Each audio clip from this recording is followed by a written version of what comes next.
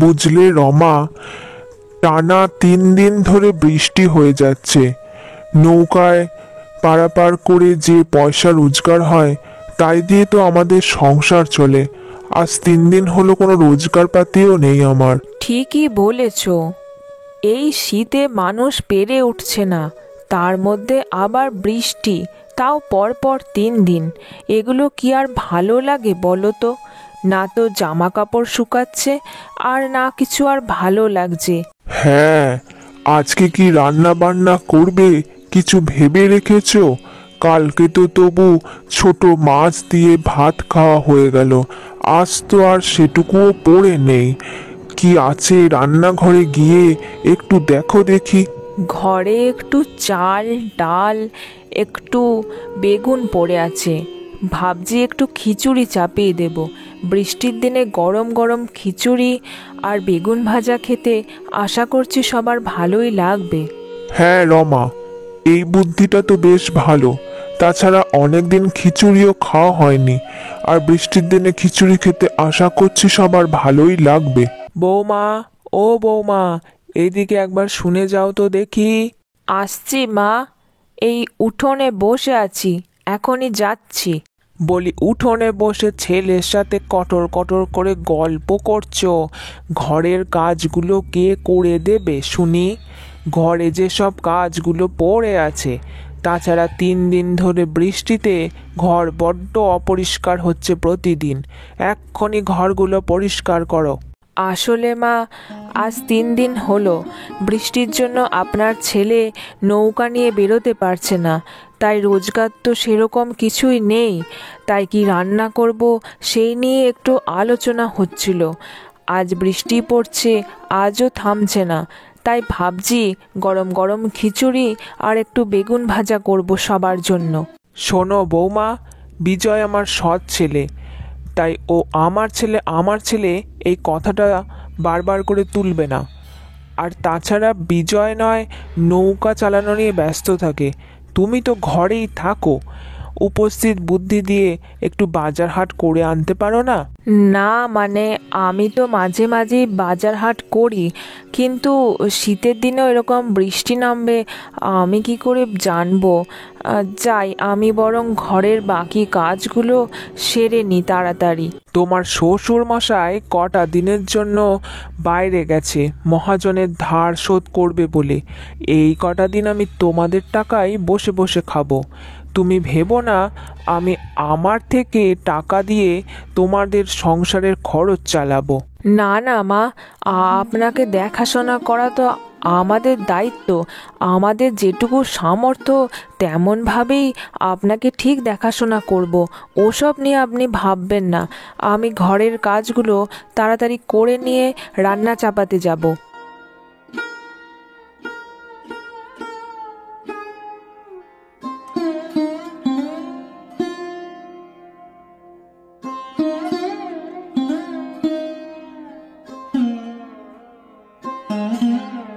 হুম, আমারই বাড়িতে বসে বসে খাবে আর কোনো কাজকর্ম করবে না, তা তো হতে দেওয়া যায় না। বৃষ্টি হোক আর যাই হোক, ঘরদোরের কাজ তোমাকে দিয়ে আমি প্রতিদিনই করাবো। বাবা বাবা, আমাকে একদিন তোমার নৌকা করে ঘুরতে নিয়ে যাবে? আমার নৌকায় চাপতে খুব ভালো লাগে। এই শীতে নৌকায় চাপলে তোর যে ঠান্ডা লেগে যাবে। শীতটা একটু কমুক, একটু গরম পড়ুক, তারপর নয় তোকে একদিন নৌকা করে ঘুরতে নিয়ে যাব, কেমন? ঠিক আছে, তাই হবে। শীতকালটা চলে গেলে একদিন নৌকায় চাপবো, কেমন? আজকে জানো বাবা, মা খিচুড়ি রান্না করবে, কিন্তু আমার না একটু ইলিশ মাছ খেতে ইচ্ছা করছিল। ইলিশ মাছের সাথে খিচুড়ি খেতে খুব ভালো লাগে জানো বাবা, সেই কতদিন আগে খেয়েছিলাম। ছুটকিটা এভাবে বললে মনটা খুব খারাপ লাগে। হায় রে কপাল, একটু যে ছুটকিটাকে ভালো মন্দ খাওয়াবো সেই সৌভাগ্য আমার নেই। কোনো রকমে নৌকা চালিয়ে যেটুকু রোজগার হয় আজ 3 দিন হলো সেটাও নেই। আচ্ছা ছুটকি, আমি পরে একদিন এনে দেব কেমন? এই বৃষ্টিটা থামুক, তারপর আমি তোর জন্য একটা বড় ইলিশ মাছ এনে দেবো, ঠিক আছে? তখন ইলিশ মাছ ভাজা দিয়ে নয় ভাত খাবি। ঠিক আছে বাবা, তাই হবে। আমি এখন যাই, একটু খেলা করে নি।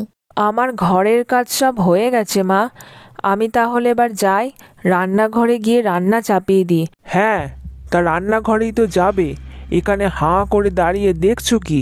তাড়াতাড়ি রান্নাটা চাপাও, আর দেরি না করে, অনেক তো বেলা হলো, এবারে খেয়ে নেব। সত্যি সংসারে ভালো মানুষের যেন কোনো দামই নেই। আপনি নিজেও জানেন না মা, আমি যে আপনার কত বড় উপকার করেছি। যাই হোক, ভগবানই সব জানে, আমি কোনো কিছু বলবো না।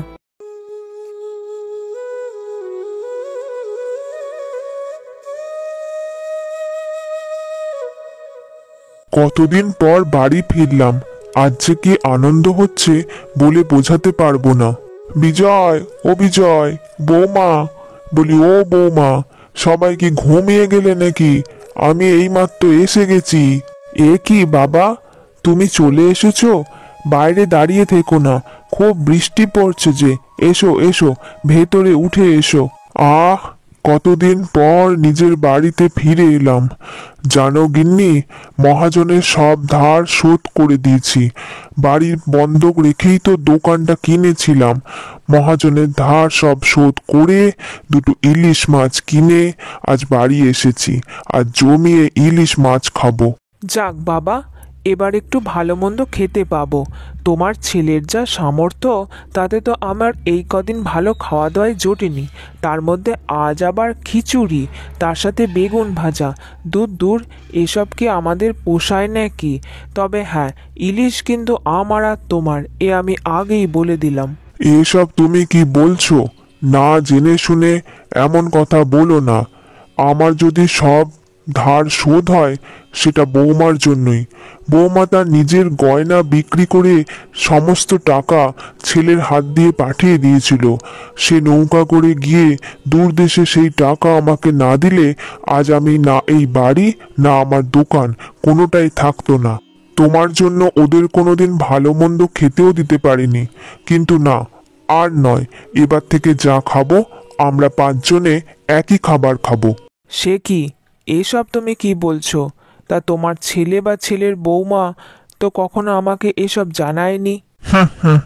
গিন্নি, আমার ছেলে আর ছেলের বউ হলো রত্ন, এবার তুমি বুঝেছো তো? হ্যাঁ গো, আমার যেটুকু সোনা দানা ছিল সবই তো বিক্রি করে দিলাম, তোমার নৌকাটাও বিক্রি করে দিয়েছো।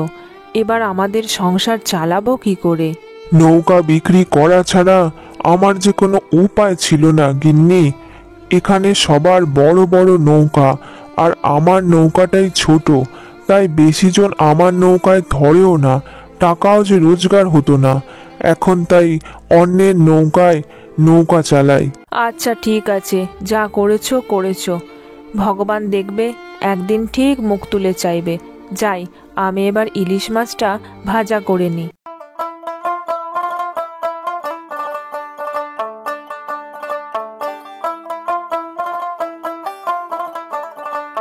যাক, আজকে ছুটকিকে গরম গরম খিচুড়ির সাথে একটু ইলিশ মাছ ভেজে দিতে পারবো। কি যে আনন্দ হচ্ছে বলে বোঝাতে পারবো না। সত্যি বৌমা, তোমার জবাব নেই। আজ একদম অন্যরকম অনুভূতি। শীতের দিনে এরকম বৃষ্টির পরিবেশে গরম গরম খিচুড়ি আর ইলিশ মাছ ভাজা, তাও আবার উঠোনে বসে, বেশ আনন্দ হচ্ছে। বৌমা, তোমার সত্যিই অনেক বুদ্ধি আছে, তুমি সত্যিই লক্ষ্মীমন্ত মেয়ে। আমি তোমাকে অনেক ভুল বুঝেছি, তোমার শ্বশুরমশাইয়ের মুখে সবই শুনলাম, পারলে আমাকে ক্ষমা করে দিও। আর এত সুন্দর খিচুড়ি আর মাছ ভাজা না খেলে তো আর চলেই না। না না মা, আমি আর কি করলাম, আমি তো এবাড়ির বউ, তাই আমার তো এগুলো করা কর্তব্য। নিন নিন, এবারে খাওয়া শুরু করুন। আমার একটা কথা আছে, আমি ঠিক করেছি বৃষ্টিটা একটু কমলে বিজয়কে একটা বড় নৌকা কিনে দেব, আর সেই নৌকায় রান্না হবে গরম গরম খিচুড়ি আর ইলিশ মাছ ভাজা। যারাই নৌকায় উঠবে তারা এক শালপাতা গরম গরম খিচুড়ি আর মাছ ভাজা পাবে। তাহলে লোকজন না এসে কেমন করে থাকে আমিও দেখব। সে কি, আমার একটা বড় নৌকা হবে? কি মজা! সত্যি ভগবান যেন এতদিনে মুখ তুলে চাইলো। তাহলে রমা, খিচুড়ি আর ইলিশ মাছ ভাজাটা তুমি নৌকাতেই করো, বেশ ভালোই হবে। তুমি পরিবেশন করবে আর আমি নৌকা চালাবো। ঠিক আছে, তাই হবে। আমাদের নৌকায় সবাইকে খেতে দেওয়া হবে। কি মজা! আমি আজকে ইলিশ মাছ ভাজা দিয়ে খিচুড়ি খাবো। জানো মা, দাদু বলেছে এবার থেকে আমাদের জন্য প্রতিদিন মাছ, মাংস আর ডিম আনবে। কি মজা! আচ্ছা ঠিক আছে, তাই হবে। আমিও শুনেছি। নে এবার আয় তো, তাড়াতাড়ি খেয়ে নে। এরপর থেকে বিজয়ের নৌকায় যারা যারাই চাপতো তাদের জন্য থাকতো গরম গরম খিচুড়ি আর ইলিশ মাছ ভাজা। শহর থেকে কিছু দূরে ছিল পলাশপুর গ্রাম। এই গ্রামে এক বৃদ্ধা বসবাস করত। সংসারের সব দায়িত্ব মিটিয়ে দিলেও বৃদ্ধার মনে কোনো শান্তি ছিল না।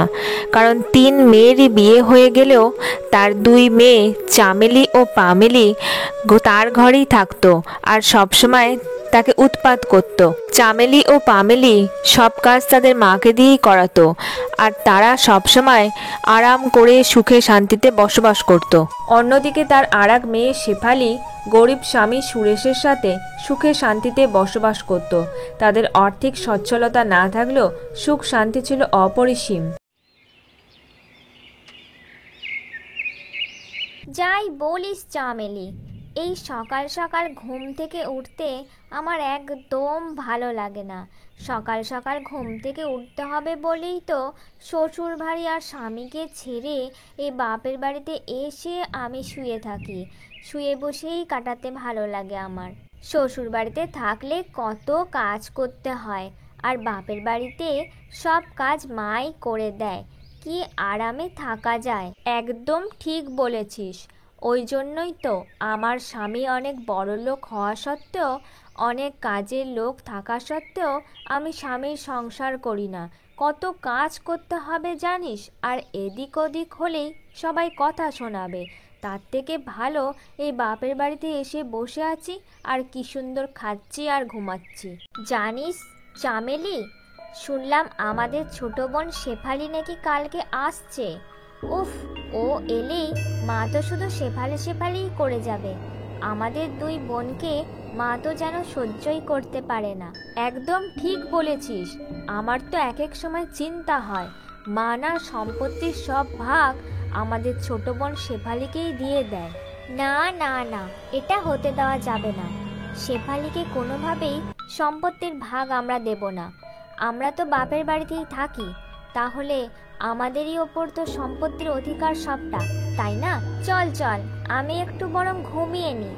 মা তো সংসারের সব কাজ করেই দেবে, তাহলে আবার চিন্তা কিসের? চামেলি আর পামেলিকে নিয়ে মৃন্ময়ীর যন্ত্রণা শেষ ছিল না।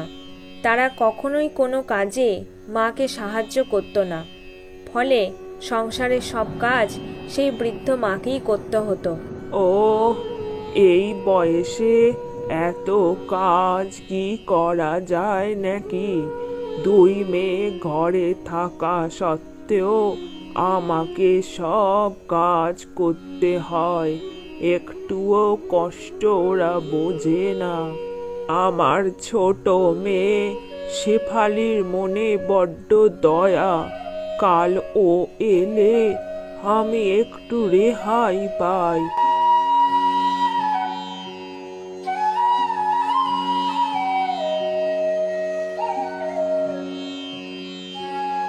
কতদিন পর বাপের বাড়ি যাচ্ছি, মাকে দেখতে পাবো, দিদিদের দেখতে পাবো। কি আনন্দটা যে হচ্ছে বলে বোঝাতে পারবো না।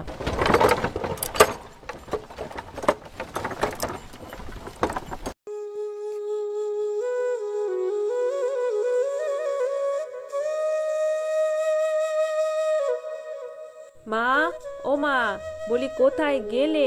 আমি চলে এসেছি তো। কই রে দিদিরা, কোথায় গেলি? এই দেখ আমি চলে এসেছি। শেফালি, তুই এসেছিস? কি যে আনন্দ হচ্ছে বলে বোঝাতে পারবো না। আয় আয় মা, বস বস, দুটো মনের কথা বলি তোর সাথে। হ্যাঁ রে শেফালি, বলি জামাই ভালো আছে তো? জামাই কিছু কাজ কারবার পেলো নাকি? তোর সংসারে কোনো অসুবিধা হয় না তো? না না মা, কোনো অসুবিধা হয় না। তুমি তো শিখিয়েছিলে মা, যখন যেমন তখন তেমন। তাছাড়া একটা ভালো খবর আছে গো, তোমার জামাই চাকরি পেয়েছে। খুব ভালো শেফালি মা, খুব ভালো খবর। আরো বড় হও মা। হ্যাঁ, যত দরদ তো তোমার খালি ছোট মেয়ের প্রতি। কই, আমাদের তো কোনো সময় বলো না যে ভালো থাক, সুখে থাক। এভাবে কেন বলছিস দিদিরা? মা তো সবারই মা, আমাদের তিনজনেরই মা। মা তো সকলকেই সমান ভালোবাসে। আমি থাকি না কাছে, তাই হয়তো এটা বলল। থাক থাক শেফালি, তোকে আর নাটক করতে হবে না। আমরা সবই বুঝি, বুঝলি? যা, এখন এখানে বসে না থেকে রান্না বান্নার ঘরের কাজগুলো করে দেগা। আচ্ছা আচ্ছা, ঠিক আছে, আমি ঘরের সব কাজ করে দিচ্ছি। তোরা একটু বিশ্রাম নে, যা। ওরা তো রোজই বিশ্রাম নেয় রে মা। তুই তো শ্বশুর বাড়িতেও খাটিস, এখানে এসেও আবার কাজ করার কথা বলছিস। তুই বিশ্রাম নে, আমি কাজগুলো করে দিচ্ছি রে। দেখো মা, ওই বোনের সামনে আমাদের নামে একদম নিন্দা করবে না। আমরা যদি শুয়ে বসে থাকি তো তাতে কার কি? হ্যাঁ, ঠিক আছে ঠিক আছে, আমি সব কাজ করে দিচ্ছি। কাউকে এত ঝগড়াঝাটি অশান্তি করতে হবে না। এরপর শেফালি ঘরের সমস্ত কাজ একটা একটা করে করতে থাকে, আর অন্যদিকে পামেলি আর চামেলি দাঁড়িয়ে দাঁড়িয়ে তার কাজ দেখতে থাকে।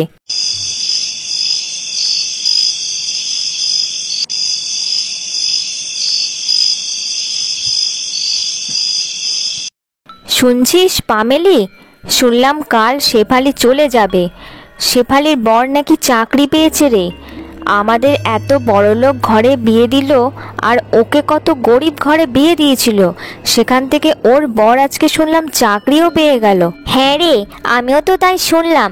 এখন তো আমার চিন্তা হচ্ছে, বাড়ির সব সম্পত্তি মানা শেফালিকে দিয়ে দেয়। যেভাবে শেফালি শেফালি করে, আমার তো মোটেও ভালো লাগে না। আমার মাথায় একটা বুদ্ধি এসছে। কি বুদ্ধি এসেছে রে তোর মাথায়? যাই হোক, আমরা এতদিন ওপরে ছিলাম, শেফালি আমাদের থেকে সম্পত্তিতে ওপরে উঠে যাবে, এটা আমিও সহ্য করতে পারছি না।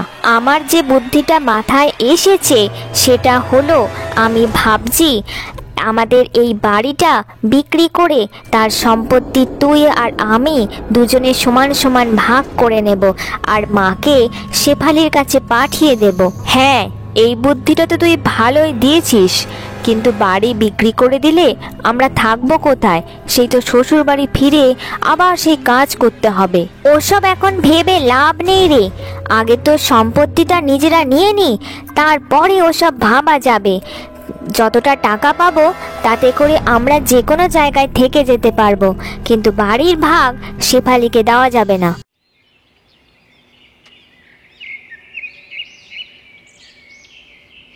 আমি আসছি মা, সাবধানে থেকো।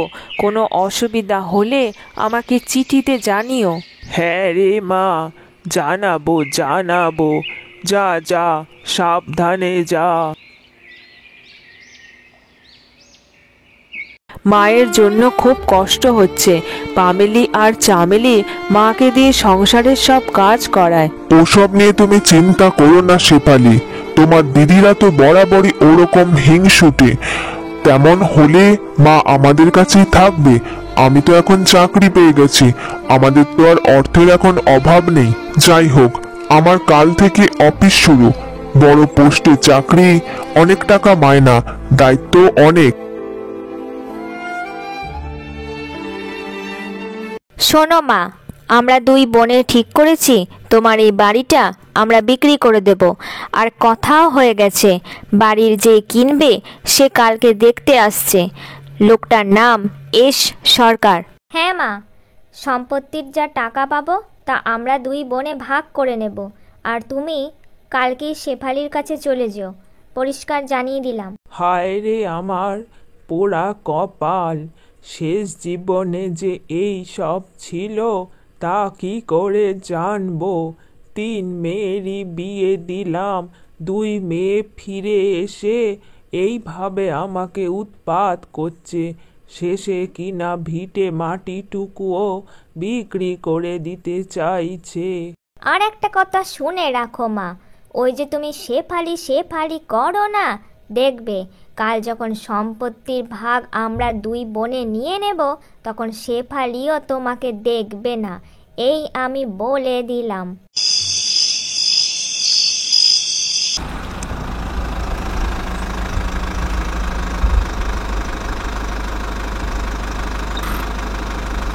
আর কিছুক্ষণের মধ্যেই ভিটে মাটি ছেড়ে আমাকে চলে যেতে হবে। হায় রে পোড়া কপাল, সেই অল্প বয়সে স্বামী ছেড়ে দ্বিতীয় বিয়ে করলো। 3 মেয়ে নিয়ে এই বাড়িতেই দিন কাটালাম, শেষে কিনা এই বাড়িও আমার হাতছাড়া হয়ে যেতে চলেছে।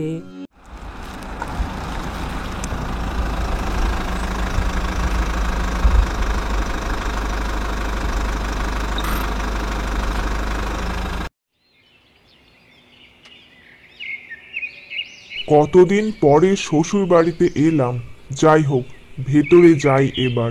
শুনছো মা, বাড়িটা যে কিনবে সে কিন্তু গাড়ি নিয়ে চলে এসেছে, গাড়ির হর্ন বাজছে, বুঝলে? আর কিছুক্ষণের মধ্যেই বাড়িটা ফাঁকা করে দিতে হবে। বাড়ি ফাঁকা করতে হবে না চামেলি, কারণ বাড়িটা আমিই কিনছি। এস সরকার মানে সুরেশ সরকার। এ কি, এ তো শেফালির বর সুরেশ, তার মানে এস সরকার আর কেউ নয়, সুরেশ সরকার। হায় রে হায়, শেষে কিনা আমার বোনের বর এই বাড়িটা কিনে নেবে। কোনো বাড়ি কেনা টেনা হবে না, মায়ের জমি আর মায়ের বাড়ি মায়েরই থাকবে, বুঝেছো? আমি সেইভাবেই সব কাগজপত্র তৈরি করে দিয়েছি। হ্যাঁ, সে কি, তাহলে সম্পত্তির ভাগও তো আমরা পাবো না। হায় হায়, এ কি হলো, অতি লোভে তাঁতি নষ্ট হলো তো। মা, তোমার আর কোনো চিন্তা নেই, তোমার বাড়ি তোমারই থাকবে, তুমি সারা জীবন এখানে নিশ্চিন্তে দিন কাটাবে। সত্যি ভগবান যেন আমার ডাকে সাড়া দিয়েই তোমাদেরকে পাঠালো। চামেলি আর পামেলি, তোমরা দুই দিদি এবার থেকে নিজের স্বামীর ঘরেই থাকবে। ফুল যেমন গাছে সুন্দর, মেয়েরাও তেমনি স্বামীর ঘরেই সুন্দর। তাছাড়া তোমাদের স্বামীরাও আমার স্বামীর মতোই খুবই ভালো, তাই কোনো চিন্তার কারণই নেই। হ্যাঁ রে বোন, আমি আমার ভুল বুঝতে পেরেছি, আমি অত্যন্ত অলস আর লোভী হয়ে পড়েছিলাম। হ্যাঁ রে শেফালি, তুই একদম ঠিকই বলেছিস। সত্যি আমিও মাকে অনেক কষ্ট দিয়েছি, মাকে কষ্ট দিলে তার পরিণাম কখনোই ভালো হয় না। আমি আমার ভুল বুঝতে পেরেছি। তাহলে আবার কি, সবাই যখন সবার ভুল বুঝতে পেরেছো, আর মাও যখন নিজের ভিটে মাটি হারালো না, আর আমার চাকরিটাও হয়ে গেল, তাহলে সবাই মিলে চলো আমার বাড়িতে গিয়ে আর জমিয়ে খাসির মাংস আর গরম গরম ভাত খাওয়া হবে। চলো চলো।